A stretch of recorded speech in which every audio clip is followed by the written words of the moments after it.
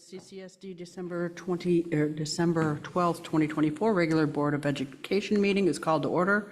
May I have a roll call, please? Debbie? I'm here. Excuse me. Bill is absent. I am here. Stacy? Yes. Arlen? Here. Dagmara? Here. Phil? Aye. We have Here. quorum. Yep. Okay, will everyone please join me in the pledge?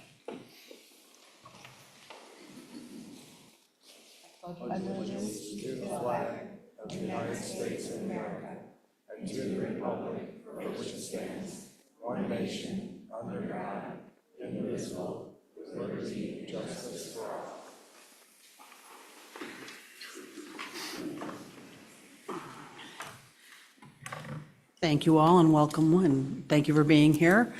First, I would like to acknowledge our, we'll do that next. Our wonderful friend at the Park District, Ms. Sherry Klump. Thank you for coming again. Yeah, same time, same for us. Okay, so, and anyone who is physically present here at the meeting who wishes to address the board must complete a comment card and provide it to Ms. Del Real here on my left in the red. Any individual virtually attending the meeting wishing to address the board must complete the public comment form linked on the agenda prior to starting the public comment section of the meeting, and written public comments may also be submitted via email. We'll get our student agenda attendance first. I'm sorry. That was my oversight. Santi? Carla? AJ? Welcome. Thank you. Okay, we will be beginning tonight's meeting with awards and recognitions. Dr. Connolly. Well, good evening, and thanks everybody for joining us tonight. The last several months, we have had some really great opportunities to celebrate the great works and talents of our students and staff, and so tonight is no different. So I'd like to introduce Mr. Lapatino and Cass Young, who are going to take us through our celebrations for this evening. Thank you so much. We're really excited to be up here to be able to present some of the different skills and talents from students across the district. Do you want to start with the holiday card, or do you want me to? Okay. So for our first category, what we'd like to do is we had students submit designs for a holiday card design challenge. The theme was holidays around the world. We had over 50 entries submitted for different categories for age ranges from pre-K to second grade, third through fifth, and sixth through eighth grade. So for our first categories, what we'd like to do is, for our first, we had preschool through second grade. We had 3 students art that was selected for these holiday cards that were designed with some amazing skills. You'll see the designs up there on the screen. First, if students are here tonight, if you could stand up as we call your name, please. We had Melissa T. from Longfellow. We had Madison B. from Tarkington, and Isabella J. from Field.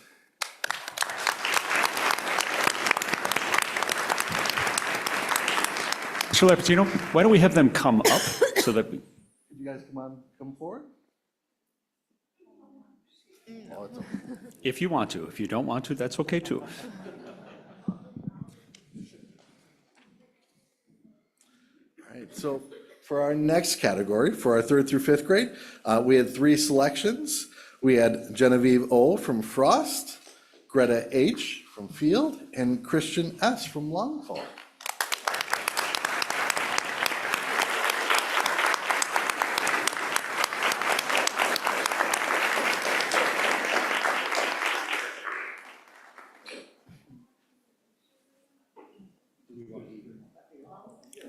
And we're going to smile real quick for a picture, but we'll give a picture moment for some of your parents.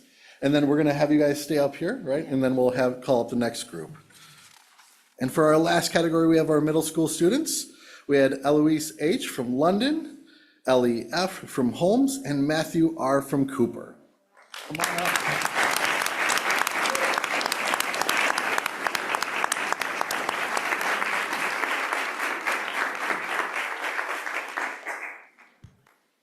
I'd also like to invite the art teachers who are here and the principals, because they're a big support of these students with their artistic creations.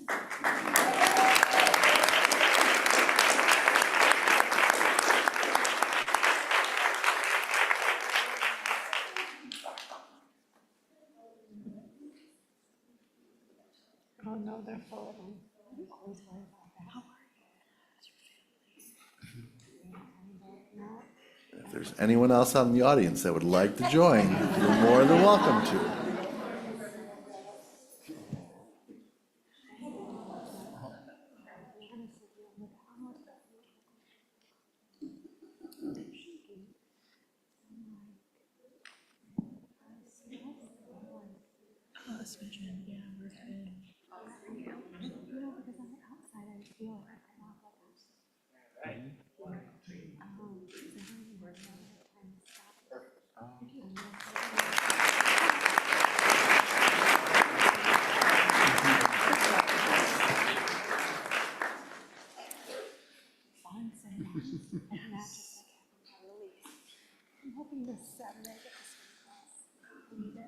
So on that same theme, on that same topic, we had similar artistry at work here, where we had a student create, actually for the Mount Prospect Fire Department contest, a poster on how smoke alarms work to keep you safe.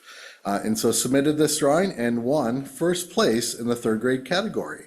So we have Jenna O from Frosts.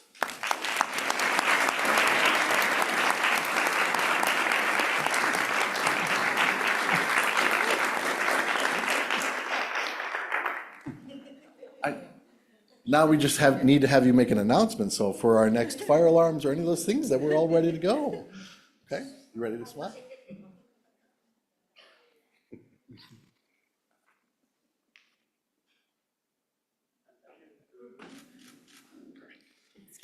Congratulations.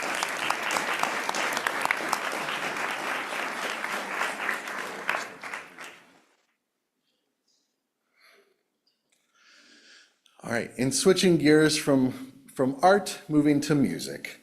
For the next part, we have our ILMEA sectionals, or the Illinois Music Education Association, and where 20 middle school students actually qualified. This is actually an opportunity for students really on much of their own time, with much of the support from our staff, both in choral, jazz, in orchestra, and different areas of music, where they're taking their time to really showcase their skills and talents, and really going above and beyond that with additional practices, additional rehearsals, and essentially like tryouts as they're working through this, as they went through in November. So those rehearsals happened, those competitions happened in November. And for our sectionals, we had students that qualified from Cooper. We'll start with Claire C. for choir, Alex K. for choir, Milana O. for choir, and Barbara Sue from choir as well. Want to stand up and congratulations, you guys.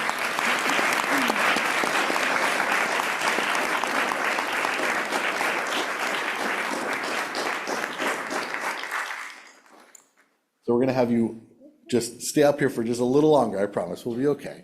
And for our next group, we had from Holmes, qualifying for orchestra, we had Elena F., Claire B. from band, Joey L. for jazz band, and Dominic R. for jazz band.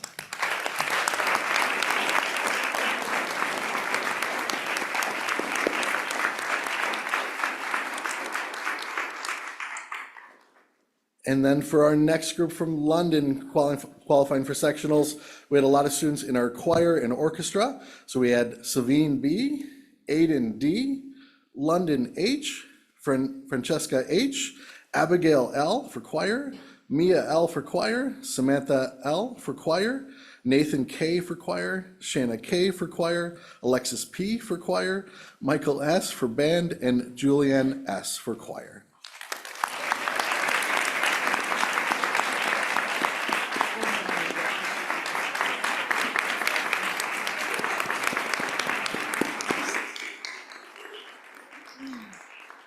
And just as we're getting organized up here, we did have one student who I don't believe is here tonight, Claire C., who qualified for the All-State Junior Honor Choir, which is the first ever. She'll be rehearsing in Peoria on Friday, January 31st and February 1st, with a performance on February 1st. She's the only one so far to make it from our All-State from our school and district, and very exciting.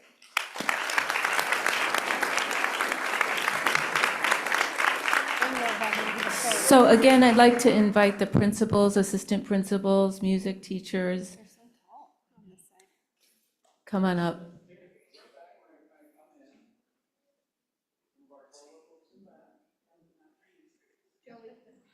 My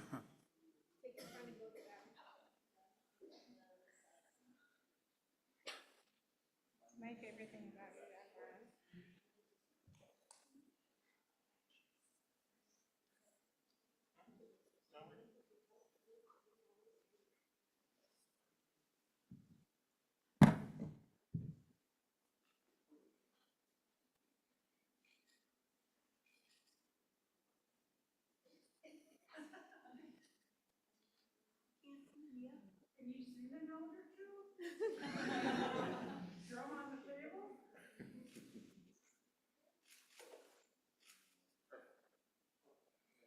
Just 5 more minutes, I promise.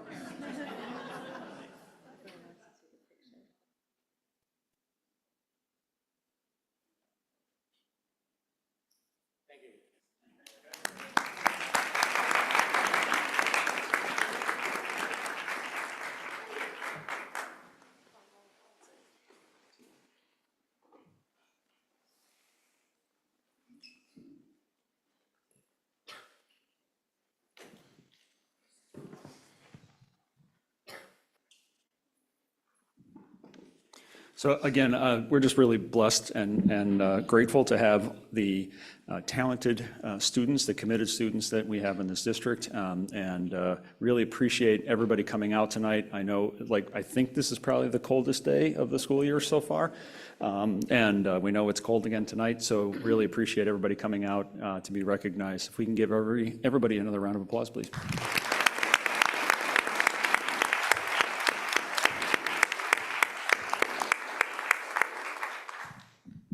Actually, it's the coldest day in 327 days. Okay, well, there you go. So it's been a while since it's been this cold, so thank you all for coming out. I would also like to do one more congratulation for our student representative from London, AJ. As you may recall, last month, AJ was not here because he was traveling to Hong Kong to compete in the 2024 World Taekwondo Poomsae Championships. AJ is now a world silver medalist. Congratulations.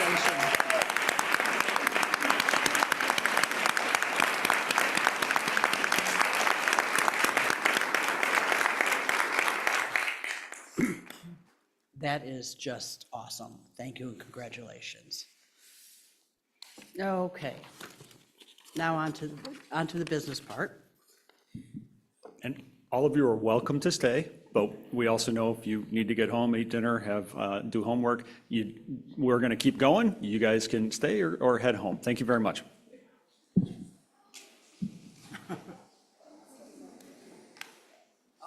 Does that include us?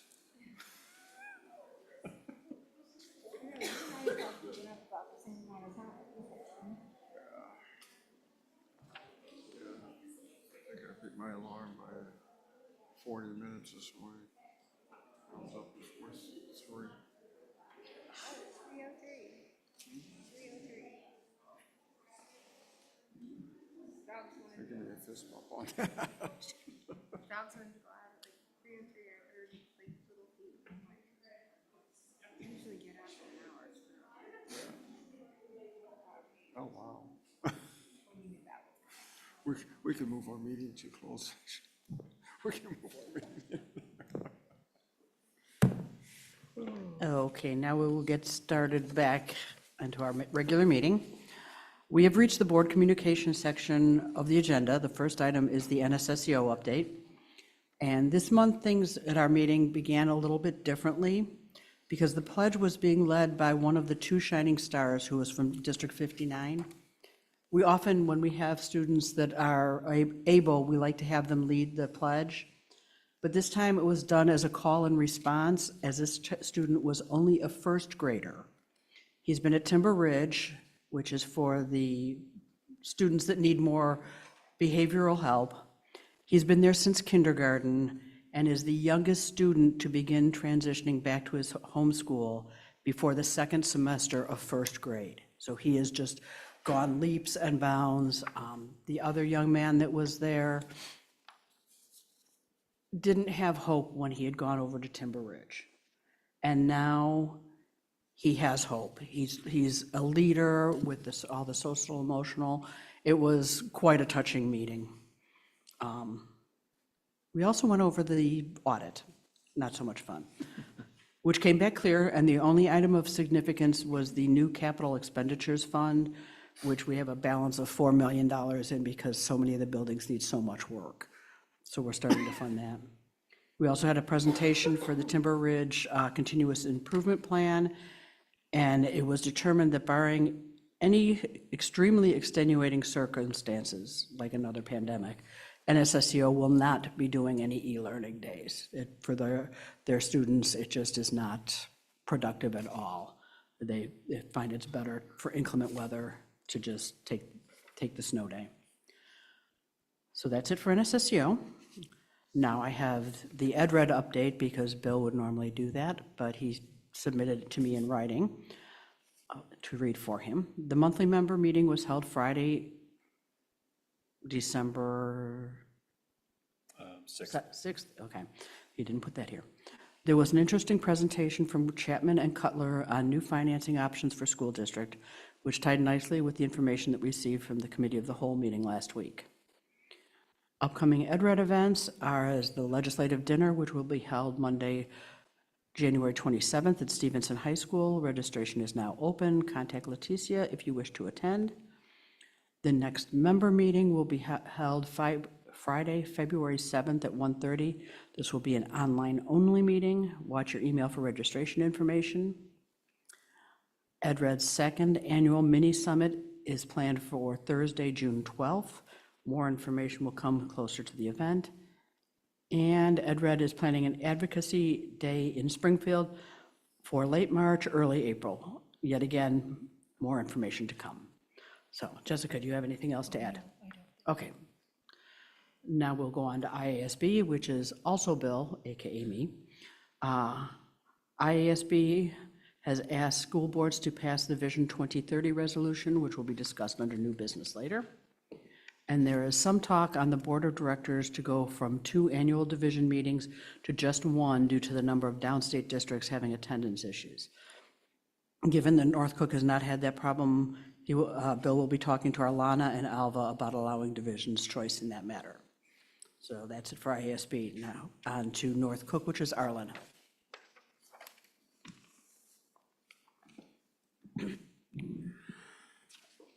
North Cook, I have nothing new to report today. We have our next meeting is January, so I think it's actually right before our meeting, so I'll have some new information for you then. Okay, thank you. Do you have anything on the Wheeling Township Board? Actually, I do. We had a meeting last night, 2 nights ago. We've now gotten on the ballot in Schaumburg Township to run a referendum in spring for a 708 board there. There does not appear to be significant opposition at this moment. And the township board is split politically, so there is support on that board as well. So we're pretty excited. There's a group out there that we're working with who will work on the campaign and try to get the referendum passed in April. That's the latest on the 708. Okay, thank you. Stacy, did you have anything for 708? No, nothing, thank you. Okay, so we'll go to our local governmental agencies. Did you have anything else for Arlen? Nothing politically from Arlington Heights at all. Okay, thank you. Stacy, did you have anything? Nope, nothing, thank you. Phil? Do you have anything? No, nothing on agencies. Okay, Dagmara, did you have anything? Jessica? Nope, I just want to wish everyone a very happy last day of school before winter break. I know everyone's excited and probably needs a little bit of rest, and I wish everyone happy holidays, however you observe or celebrate. Yeah, I wanted to do that. I forgot to. So happy holidays to everybody and wish our teachers a wonderful break and thank them and our staff for a tremendous fall and bringing us back to what I would call a more normal world that we live in. Thank you. So now we would like to use this opportunity to share our comments and feedback from our professional development at the joint conference. I'll start by reading Bill's comments, and then I'll continue with Arlen and go around the table. Bill says, I enjoyed being a panelist at one of the sessions this year. I believe that our presentation on TIFs and advocacy was well received. I have already had a follow-up conversation with a downstate school board member, and he was also able to attend sessions on collective bargaining, social media and public comment, and a legislative update featuring Senator Adrienne Johnson, Representative Michelle Mussman, and State Superintendent of Education, Dr. Tony Sanders. And he closes with saying, "Happy holidays. May you all have a happy and healthy new year." Arlen. Yes, I attended a couple of great workshops, one on school safety, which was really informative, another on leadership in the new world that we live in. I thought that was quite interesting. I attended the legislative forum with Bill as well, and a number of other workshops. I thought it was a real productive conference for continuing learning as a board member, and so I appreciate the opportunity to be there. Thank you. I know Stacy was unable to attend. So Phil, did you have anything? Yeah, just a couple quick things. You know, every year at our professional development state conference, you always go in trying to pull some type of nuggets from all the panels or the main speakers. I pulled a couple things this year from our Friday opening speaker, who was just absolutely amazing, a music educator. You know, the one thing that I took from that was the comment of keep on going, regardless of what may happen as you're pursuing your goals, that even if you're unsuccessful for the first 6 times, if you keep on going, perhaps the 7th time, which is what happened to our speaker, he was awarded a national prize, national recognition. And it was because his sister told him, just keep on going, because she knew how good he was at his saxophone, as it were. That was amazing. From the Saturday speaker, our main speaker, who wrote the book on Trust Edge, the main thing there is just simply from an hour conversation, the importance of trust, regardless of what you do, whether it's in your work life or your organization life, like all of us, or just in general. Once you've lost trust, you've lost everything. It's the most important thing that we as an organization, as individuals, can do, is make sure that you have the trust of the people that you're hoping to represent or speak to. So those are the 2 things from our main speakers. I did attend the educational funding panel with Senator Rezin and Representative Davis. It was moderated by IESA Executive Director Brent Clark. I thought it was interesting. There wasn't anything new there, but it was interesting to hear their comments directly. And then, of course, the stating of the Vision 2030.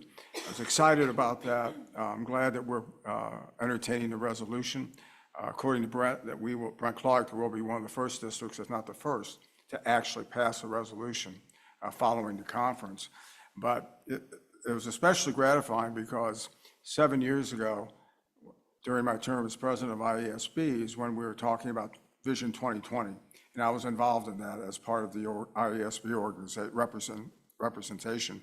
So I'm thrilled to see that we're following up, or the organizations are following up with 2.0, basically, with the Vision 2030. So, and also, just as a sidelight, I have submitted an article for IESB Journal that'll probably be either in the next April, May, late spring or summer edition. And it's and it was following the conference, actually, that I got to thinking, you know, what have I learned in the time that I've been representing our communities? So it's sort of like a primer from infancy to season, you know, from your first couple of years as a board member to being a veteran board member, and some of the things that perhaps I can impart to newer board members. So I'm hoping that either next spring or summer, that article will appear in IESB's journal. Once I know for sure which one it is, I'll be sure and share it. That's it. Thank you. Awesome. That's exciting. I look forward to reading it. Jessica? Yeah, I wanted to note just on Bill's session on the TIF.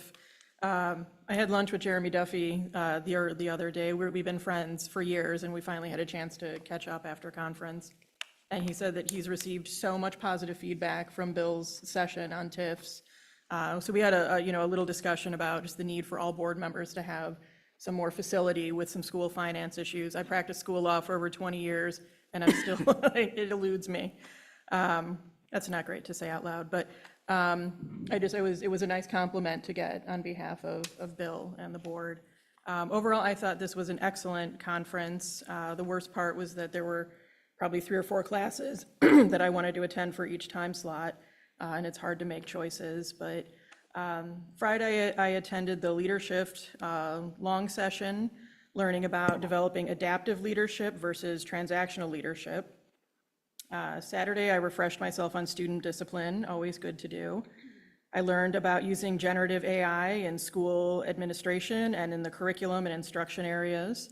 And the presenter discussed, kind of every area that generative AI can be used in schools to help school boards, parents, administrators, teachers, students with organization and planning. We talked about ensuring best practices, the need for data security, individual barriers to technology and resistance to change, students learning good digital citizenship and stewardship, and making sure that we're educating our stakeholders how and why we're using generative AI, if and when we are. And then I finished my Saturday with a panel from West Chicago. Cass and I both attended that on their parent engagement initiatives. I think Cass and I both got pretty excited about just the way they not only have engaged the parents in their district, but just the way that they've presented and rebranded their parent engagement. And I forgot to bring the cards that they printed. Maybe you have yours, but they actually made these like menu boards with graphics and colors, and they were like really exciting to read with all the different choices and areas that parents can get involved in the district. And I thought that was something that we should probably discuss in a little more detail, how we could do something like that here.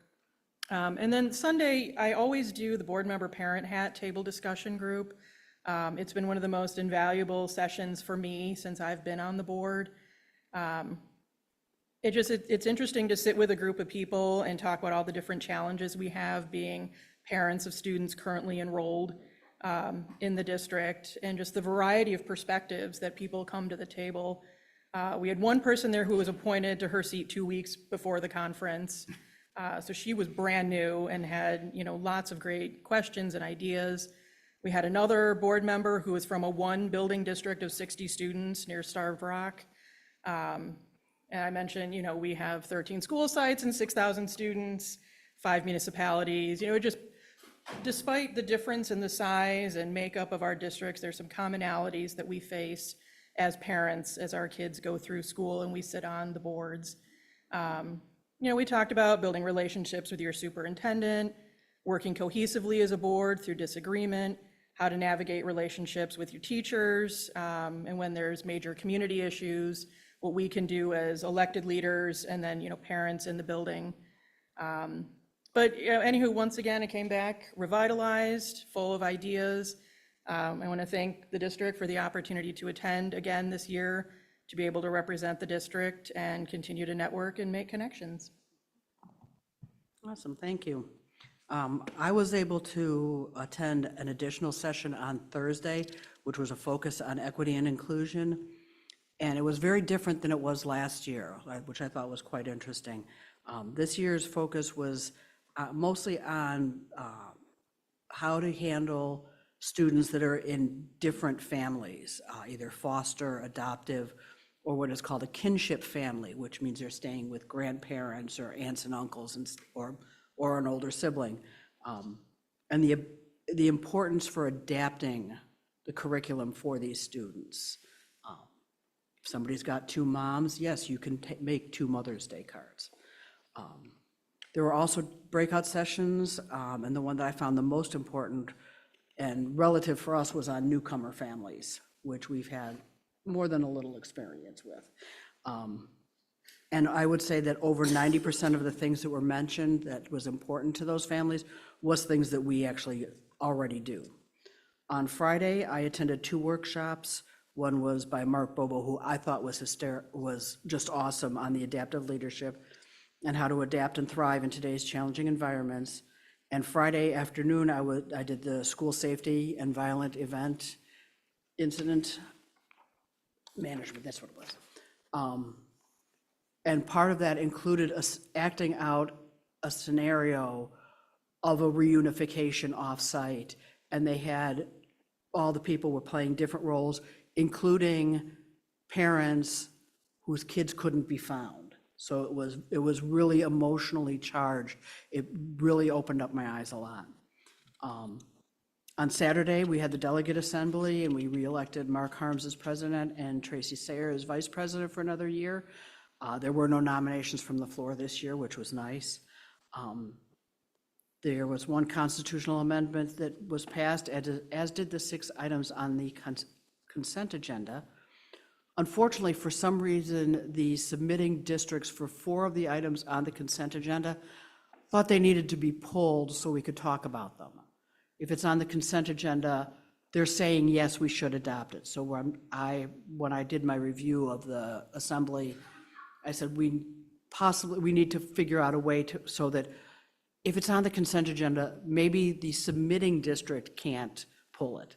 I don't know if that's possible to do, but I put that suggestion in there because we spent an extra half an hour at the delegate assembly arguing for something that everybody, like 300 to 100, agreed on. There were 3 resolutions that were listed as do not adopt that were appealed, and none of them were heard. So it was much smoother this year than it has been in the past, but there's still always room for improvement.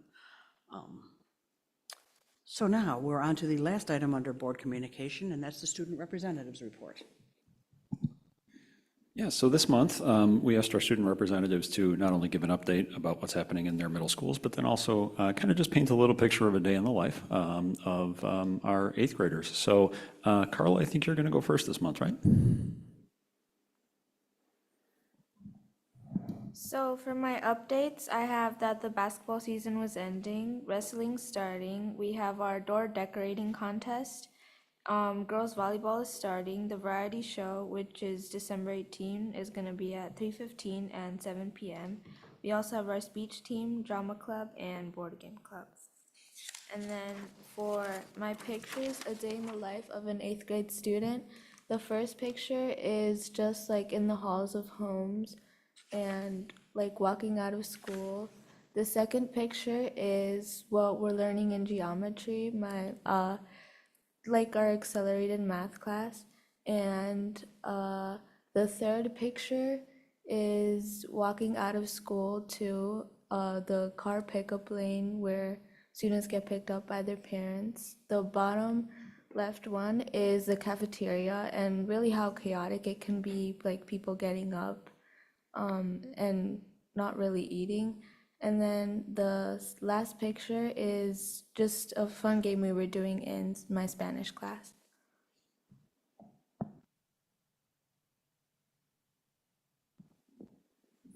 AJ? So updates from London. So currently after school, our activities are math counts, mock trial, chess, yearbook club, sensations, and bucket band. And I like that there's now many options that students can choose to do after school. And we also had our winter map tests, and congratulations to those who did good. And then the variety show will take place after winter break. And we also had successful orchestra and band concerts. Congratulations to all the students who participated in it because they did very well. And we are also loving the new gym floor and scoreboard, and we really appreciate it.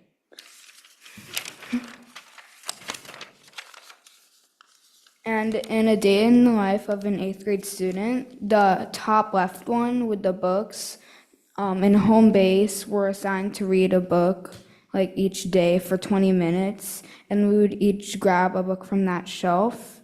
And then in the top middle, those are the classrooms where all the students are learning.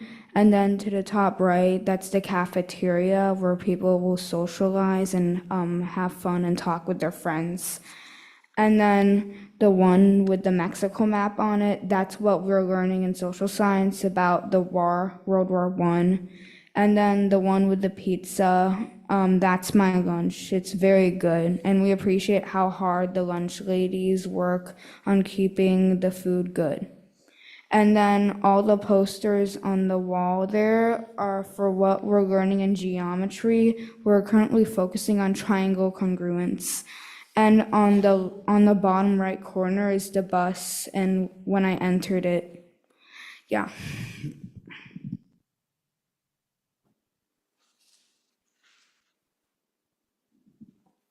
Santi? All right, so I'm guessing it's my turn. So updates, the start of wrestling, which Mr. Velasco's here. He puts in a lot of effort into his wrestling inside the season too.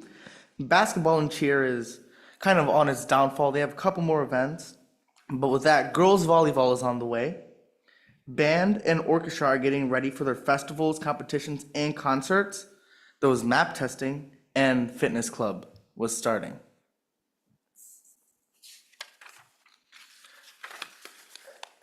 A day in the life of an eighth grade student. Eighth grade is more hard working. You still work a lot in all your classes, but so the first class we have cooking class, or CCC Culinary Arts, where it shows a bunch of kids or eighth grade students working together. And the next picture is a hallway, and it's kind of a mess to get through. And then we have a photo of our language arts class of a bunch of kids working together, or not working together, just working on their paper. And I bet you guys like that a bunch of people are in band and other things that are from outside of school. And then the last one is people working on a science project together. So if you had to compare your eighth grade year and the workload that you have in eighth grade to your prior 2 years of middle school, are you feeling like it's too much, not enough, just right? How are you feeling like it's going to get you ready for high school next year? From sixth grade all the way to eighth grade, it teaches you to be more organized and more like have a schedule. I'm gonna do homework, then practice homework. And I feel like that sets us up perfectly for high school and how it's gonna be, especially with all the work they're gonna be giving us. And being more organized helps, especially through middle school. So I feel like it's setting us up perfect for high school. So for eighth grade, I noticed that the workload's a bit harder than the previous 2 years, but I know it makes sense for high school and that it will help us because the work there is hard as well. And the teachers are just doing the rest to make sure all the students succeed. Yeah, the work is a lot harder for eighth grade. There's a faster pace to everything than there was in sixth grade, but I think it's a good pace and it will help us a lot in high school. I'd love to hear from you next year to see how you feel about, get a follow-up on that. Just real brief, just drop us a little note. But thank you so much. I mean, your information that you get back to us is invaluable. But we do know you have school tomorrow, and you probably have homework. You got to work on that schedule. So if you wish to stay, you can. You're always welcome to, but we understand if you need to leave. And your parents probably want to get you home, too. Have a good night, guys. And happy holidays. Enjoy your winter break. Okay. We have now reached the public comment section of our meeting. The board will allow any individual to share a public comment for up to 3 minutes. Such comments should not include the discussion of personnel matters, which should be brought directly to the attention of the appropriate school official. During public comment, the board and administration will listen to comments but may not respond to the public. Leticia, have we received any cards? We have not received any cards. Okay, Mike, was there anybody on Zoom? And Cass, have we received anything written? No. Okay, thank you. So the next section on the agenda is the consent agenda. This month, we received 2 Freedom of Information requests, and there were conference and travel expenses for the board to approve for the attendance of 2 board members to the EdRed Annual Luncheon and 3 board members to the 2024 Joint Annual Conference in the total of $830.59. Phil, did you have a chance to look at the financials? With the couple of check runs, I think I had maybe 4 individual items that I questioned, not really questioned, but wanted more information on, which was supplied. I didn't have any problems with any of them. Okay, thank you. Do we need anything pulled from the consent agenda? Minutes from last month for me. Oh, okay, thank you. May I please get a motion to approve the consent agenda as presented minus item A? So moved. Second. Arlen, Aye. Stacy, Yes. Phil, Aye. Dagmara. I vote yes. Debbie? Yes. Motion carries. Okay, may I please get a motion to approve item A of the consent agenda? So moved. Second. Arlen, Aye. Stacy, Abstain. Phil, Aye. Dagmara. Yes. I vote yes. Debbie? Yes. Motion carries. Okay, thank you. And we have now reached the new business section of the agenda. We have one item, the consideration and action on approval of Vision 2030 resolution. So as Bill in his written message from IASB and Phil referenced just a few moments ago, the board is being asked to consider a resolution in support of the Vision 2030. It's really a strategic planning document for legislative priorities for the next several years, 6 years to be exact. And it, as Phil noted, it is the successor to the Vision 2020 document that I was also involved with in writing when I was superintendent in Keeneyville. It's kind of making you feel a little old that we're now, we went from Vision 2020 and now here for Vision 2030. So, but I won't spend a lot of time going into great depth. That you have had information that you've seen both at the conference, but then also in your board packet publicly. There have been some news articles and some conversation. But to say that really it's organized around 3 major priorities of the states, of state organizations to work with the legislature and the governor's office on, and those being really having future-focused learning, having shared accountability, and then predictable funding. Those are really the 3 kind of broad terms that the legislative priorities really do kind of center around. And then obviously within each of those broad priorities, there's a lot of different specific legislative priorities that will be pursued starting with the fall, with the next General Assembly and guiding us through for the next several years.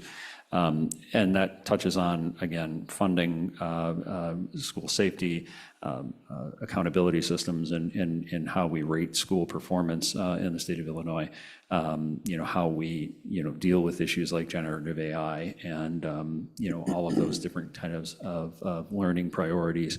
And really, I think one of the things that's most notable about the success of Vision 2020 are the number of legislative accomplishments that came out of that. The largest of which, of course, is the evidence-based funding model, which has gone light years to being able to really equalize the playing field for school districts in terms of their funding, particularly those school districts that don't have large property tax bases, that economically don't have the right zip code, and really bringing their funding up so that we are closer, we're not there, but closer to reaching an adequacy level of funding for all districts in Illinois. So obviously, from an administrative perspective, my recommendation is that the board approve this resolution. This will really be a guiding framework for us over the next several years in our conversations with our elected officials. And I'll leave it to any other member that wants to chime in. Anybody have any questions, comments?